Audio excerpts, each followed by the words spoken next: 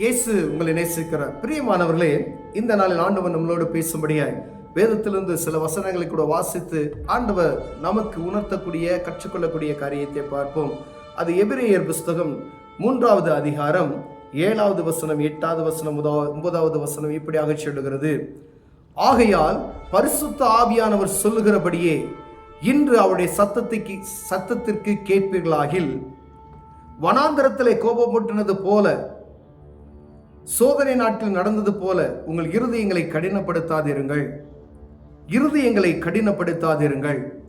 பரிசுத்த ஆவியானவர் இந்த நாளில் நமக்கு திருவுளம் பற்றுகிறது என்றால், வனாந்தரத்திலே கோபமூட்டின போதும் சோதனை நாட்களில் நடந்தது போல உங்கள் இருதயங்களை கடினப்படுத்தாதிருங்கள். பிரியமானவர்களே, நாம் முன்னோர்கள் என்னுடைய காரியங்களை ஆண்டவர் இங்கே எழுதி வைத்திருக்கிறார். அங்கே உங்கள் பிதாக்கள் என்னை சோதித்து என்னை பரிசி பார்த்து 40 வருஷம் என் கிரியைகளை கண்டார்கள். ஆதலால் நான் அந்த சந்ததியை ஆலோசித்து அவர்கள் எப்பொழுதும் வலிவி போகிற இருதயமுள்ள ஜனங்கள் என்று என்னுடைய வழிகளை அறியாதவர்கள் என்று சொல்லி என்னுடைய இளைப்பாறுதல் அவர்கள் பிரவேசிப்பதில்லை என்று என்னுடைய கோபத்தில் ஆணையிட்டேன் என்றார். சகோதரரே, ஜீவனுள்ள தேவனை விட்டு விலகுவதற்கேதுவான அவிசுவாசமுள்ள பொல்லாத இருதயம் உங்களில் ஒருவனுக்குள்ளும் இராதபடிக்கு நீங்கள் எச்சரிக்கையாய் இருங்கள். ஆண்டவர் ஒரு எச்சரிப்பின் செய்தியை கொடுக்கிறதை பாரு. ஒருவனும் உங்கள் இருதயத்தை கடினப்படுத்தாதபடிக்கு அப்படின்னு சொல்றார். இப்ப இருதய கடினம் அப்படின்னு நம்ம சொல்றோம். அடிக்கடி தன் பிடரியை கடினப்படுத்துகிற மனிதன் சடுதியில் நாசம் அடைவான் என்று வேதம் சொல்லுகிறது. இதை கேட்கும் பொழுது சபிக்கிறோம் அப்படின்னு சொல்லி புரியும். ஆமா, இந்த போதகர் ஒரு பிரசங்கிமார்கள் என்ன செய்றாங்க, சபிக்கிறாங்க அப்படின்னு சொல்லி வேதத்தின் வசனத்தை அவர்கள் போதிக்கிறார்கள். அடிக்கடி தன் இருதயத்தை கடினப்படுத்துகிற மனுஷன், இங்கு உங்கள் முற்பிதாக்கள் கோபமூட்டி இருதயத்தை கடினப்படுத்தி ஆண்டவர் செய்த நன்மைகளை நினையாதபடிக்கு மகத்தான காரியத்தை, ஒருவேளை நீங்களும் நானும் பார்க்காத பயங்கரமான அற்புதத்தை கண்ணால் நேராக கண்டு ஆண்டவர் வழிநடத்தி வந்த காரியங்களை அவர்கள் பார்த்தார்கள். அவ்வளவு அற்புதத்தை பார்த்த அந்த ஜனங்கள் ஆண்டவரை விட்டு பின்வாங்கி போகிற காரியம், வழியில வரக்கூடிய போது வரும்பொழுதே அவருடைய இருதயம் எகிப்தை நோக்கி ஓடுகிறதை நாம் பார்க்க முடிகிறது. பிரியமானவர்களே, ஆண்டவர் சொல்லுகிறார், வாய்ப்புகளை கொடுக்கிறார். அடிக்கடி ஆண்டவர் வாய்ப்பை கொடுக்கிறார். மீண்டும் மீண்டுமாய் மோசேட்ட சொல்றார், இந்த ஜனலை விட்டு நான் அழிச்சு போட்டுறேன், இவங்களை விட்டு நான் புதிய ஒரு சன்னதியை உருவாக்க போகிறேன்லாம் சொல்றார். ஆனா மோசே அவர் சமூகத்தில் இன்னைக்கு வரைக்கும் இஸ்ரவேல் ஜனங்கள் மோசையை ஏன் அவர்கள் உயர்த்தி வைத்திருக்கிறார்கள் பார்த்தீங்கன்னா, மோசே தன் நீங்க என்ன வேணாலும் செய்யுங்க ஆண்டவர், இந்த ஜனங்களை நீங்க விட்டுருங்க, அந்த ஜனங்களை நீங்க அழைத்து வந்த விதத்தை அவர்கள் அறிந்து கொள்ளும்படியா இன்றளவும் ஜனங்கள் வழிநடத்தி வந்த பாதைகளை நாம் வாசித்த மகிமையான காரியங்களை அறிந்து கொண்டு இருக்கிறோம். பிரியமானவர்களே, உலகம் எங்கு பேசப்படுகிற ஒரு காரியமாக இருக்கிறது ஆண்டவர் செய்த நன்மையான காரியங்கள். இந்த ஜனங்களை வழிநடத்தி வந்த காரியங்களை விவரித்து சொல்ல முடியாது, அவ்வளவு நன்மையான காரியங்களை நடத்தி வந்தார். அதே போலதான் இந்த நாட்களிலும் ஆண்டவர் நம்மை அற்புதமாய் வழிநடத்தி வருகிறார். ஒவ்வொரு நாளும் ஆண்டவர் உங்களையும் என்னையும் நடத்துகிற விதத்தை நாம் அறிந்து வீட்டில் உட்கார்ந்து, ஒருவேளை இன்னைக்கு இந்த மாசம், இந்த வருஷம், இந்த 6 மாசம் இல்ல 1 மாசம், இந்த ஜனவரி மாசத்தை எடுத்துக்கங்க. ஆரம்பத்துல இருந்து ஆண்டவரே 1ஆம் தேதியிலிருந்து இந்த 31 நாளை நீ எப்படி நடத்துறீங்க அப்படி சொல்லி நீங்க அப்படியே தேவ சமூகத்துல கண்களை மூடி அப்படியே யோசித்து ஒவ்வொரு நாளும் எப்படி நடத்தினார் என்று ஆண்டவர் உங்களை சோதித்து பாருங்களேன். ஒவ்வொரு நாளும் தேவன் கிருபையும் இரக்கமுமாய் அற்புதமாய் வண்டியில போகும்போது பயங்கர ஒரு ஆக்சிடென்ட் நடக்கக்கூடிய சூழ்நிலை இருக்கிறது. ஆனா தப்பித்துக் கொள்வதற்கு ஆண்டவர் உங்களுக்கு உதவி செய்தார் என்பதை மறந்து போகாதபடிக்கு கண்களை திறந்து பார்ப்போமே. ஆனால் ஆண்டவர் செய்த நன்மை உங்களுக்கு புரியும். பண நெருக்கத்தில் இருந்தோம். ஐயா இந்த பணத்தை எப்படி கொடுக்க போறோம், எவ்வளவு என்ன செய்ய போறோம், யார்கிட்ட போய் கேட்க போறோம். ஆனா அவர் ஒருவர் உண்டு, எப்படியோ அதை தீர்ப்பதற்கு உங்களுக்கு வழிவாசல்களை திறந்து கொடுத்தார். மனிதர் கையில தயவு கிடைக்க செய்த தேவ உங்களுக்கு அற்புதமாய் அதை நடத்தினார் என்று நீங்கள் யோசித்து பார்ப்பீர்களானால் அந்த ஆண்டவருடைய நாமத்தை நீங்கள் மறக்க மாட்டீர்கள். பிரியமான ஐயா, கொடுமையான வியாதியில நான் இருந்தேன், மரண படுக்கையில் நான் கிடந்தேன், என்னை பிழைப்பாய் என்று சொல்லுவேன்னு சொல்லிட்டாங்க டாக்டர்ஸ். ஆனா ஆண்டவர் வந்தார், அற்புதம் செய்தார், சுகத்தை பெற்றுக்கொண்டேன். இத்தனை பேருக்கு ஆண்டவர் அற்புதம் செய்திருக்கிறார். நினைச்சு பாருங்க, மரண அவஸ்தை, மரிச்சு போயிருப்பான், 2 நிமிஷம் மரிச்சு போயிருப்பான்.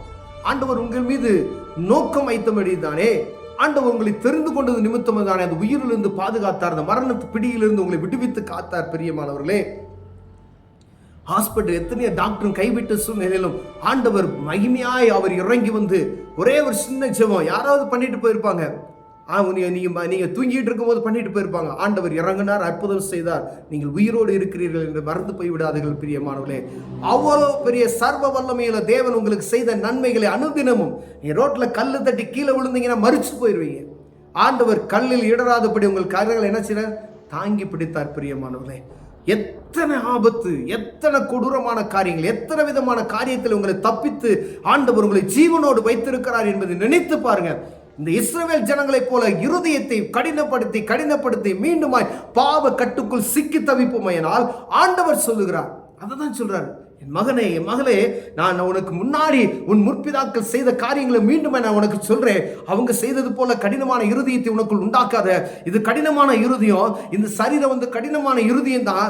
ஆண்டவர் பற்றி பிடிப்பதற்கு உனக்கு கடினமாக தான் இருக்கும். அவர் நடத்தி வந்த பாதைகளை நீ தாய் கைவிட்டாலும் தகப்பன் கைவிட்டாலும், ஆனால் நான் உன்னை கைவிடாதபடி உன்னை அணைத்து அணைத்து அணைத்து அள்ளி உன்னை சேர்த்து கூட்டிட்டு வந்தேனே, அதை நினைத்துப்பார் சொல்றார் ஆண்டவர். சகோதரரே, ஜீவனுள்ள தேவனை விட்டு விலகுவதற்கு ஏதுவான அவிசுவாசமுள்ள பொல்லாத இருதயம் உங்களில் ஒருவனுக்குள்ளும் இராதபடிக்கு நீங்கள் எச்சரிக்கையாயிருங்கள். அவ்விசுவாசமான ஒரு காரியம் நமக்குள் வராதபடிக்கு, அதை விட்டு விலகாதபடிக்கு, பொல்லாத இருதயம் உங்களில் ஒருவனுக்குள் இராதபடிக்கு எச்சரிக்கையாக இருங்கள் ஆண்டவர் சொல்றார். பிரியமான அதுதான் ஆண்டவர் மீண்டும் மீண்டும் அந்த காரியத்தை நீங்க செஞ்சிடாதீங்க. உங்களுக்கு ஒரு வாய்ப்பு, உதாரணமா இதை காமிக்கிறார் ஆண்டவர். அவர்கள் ஒருவரும் பாலும் தேன் ஓடுகிற கானான் தேசத்துக்குள் பிரவேசிக்காமல் போய்விட்டார்களே, நான் உனக்கு வைத்திருக்கிற பெரிய ஒரு ஆசீர்வாதத்தை நீ சுதந்திரிக்க முடியாதே, நான் உனக்கு வைத்திருக்கிற அந்த மேன்மையை நீ பார்க்க முடியாத போய்விடுமே, உன் ஜன யார் போய் ஆண்டவரை நீங்க ஆசீர்வாதத்தை நீங்க பார்க்கணும். நீங்க லட்சமா கோடி கோடியா நீங்க சம்பாதிச்சு வச்சு நீங்க அனுபவிக்கலைன்னா ஒரு பிரோஜனமும் இல்லை. அதை நீங்க அனுபவிக்கணும். அப்போ ஆண்டவர் சமூகத்துல நீங்க இது கரெக்டா இருந்தீங்கன்னா நீங்க அதை அனுபவிப்பீங்க. நீங்க கஷ்டப்பட்டு ஆண்டவருக்கு விரோதமாய் பலவிதமான சூழ்ச்சிகளை சம்பாரிச்சு வச்சாலும் அது ஒரு பிரோஜனம் இல்லை, நீங்க அனுபவிக்க முடியாது. யாரோ அனுப்பி நீங்க பார்க்க போறீங்களா, யாரும் அனுபவிப்பாங்கன்னு சொல்லி தேசத்தில் நடக்கிற காரியம்லாம் நாம் பார்த்து கொண்டு இருக்கிறோம். பிரியமானவர்களே, அதனால இருதயத்துல கடினமான காரியத்தை எடுத்து போடுங்க. ஆண்டவரே, என் கல்லான இருதயத்தை எடுத்து போடுங்க. ஆண்டவரே, என் முற்பிதாக்கள் கடினமான இருதயம் உள்ளவர்கள், அவர்களைப் போல நாங்களும் கடின உள்ள இருதயத்தை எங்களுக்குள் வைக்காதபடிக்கு கர்த்தரே எங்களை பாதுகாப்பீராக என்று சொல்லுவோமானால், ஆண்டவரை விட்டு பிரிந்து போகிற, ஆண்டவருடைய வார்த்தைக்கு செவி கொடாது இருக்கிற அப்படிப்பட்டதான கல்லான இருதயத்தை உடைத்து சதையான இருதயத்தை தருவார். பிரியமானவர்களே, அடிக்கடி கடிந்து கொண்டும் பிடரியை கடினப்படுத்துகிற மனுஷன் சடுதியில் நாசமான என்ற வார்த்தை பேசுவதற்கு அது எளிமையா இருக்குது. கடினமான வார்த்தை திடீர்னு வரும், அது எப்படி வரும்னு சொல்ல முடியாது. சாபத்து வரும், நீ சிக்கிக்கொண்டு தவிக்கிற ஒரு சூழ்நிலை வரும். அப்பயும் ஆண்டவர் காக்கிறதுக்கு வல்லமையுள்ளவரா இருக்கா. ஆனால் ஆண்டவர் சொல்லுகிறார், நீ எப்பொழுதும் ஆசீர்வாதத்தின் பரிபூரணத்தை அடையும்படிக்கு நீ கடின இருதயத்தை விட்டு மணிவிறகி ஆண்டவரை பற்றிக்கொள் என்று சொல்லுகிறார். பிரியமானவர்களே, கண்களை மூடுவோம், ஜெபம் செய்வோம். அன்பின் தகப்பனே, நீங்க கல்லான இருதயத்தை எடுத்து போட்டு சதையான இருதயத்தை வைங்க ஆண்டவரே. எத்தனை பிரசங்கங்கள், எத்தனை விதமான அட்வைஸ், எத்தனை ஆலோசனைகள் ஆண்டவரே. எங்களை பார்க்கிறவங்களாம் சொல்றாங்க, இந்த காரியத்தை செய்யாதீங்க, ஆண்டவருக்கு விருப்பம் இல்லை அப்படின்னு சொல்றாங்க ஆண்டவரே. ஆனால் நாங்கள் கேட்கல. கத்தரிங்கள் கடினமான இருதயத்தை எடுத்து போடுங்க ஐயா. ஜெபத்திலும் பரிசுத்த ஆவியின் அபிஷேகத்திலும் எங்கள் ஆவிக்குரிய வாழ்க்கையை ஒவ்வொரு நாளும் சீர்தூக்கி பார்க்கிறதும் நாங்கள் சரியா இருக்க எங்களுக்கு உதவி செய்யுங்க. இயேசுவின் நாமத்தில் பிதாவே, ஆமென்.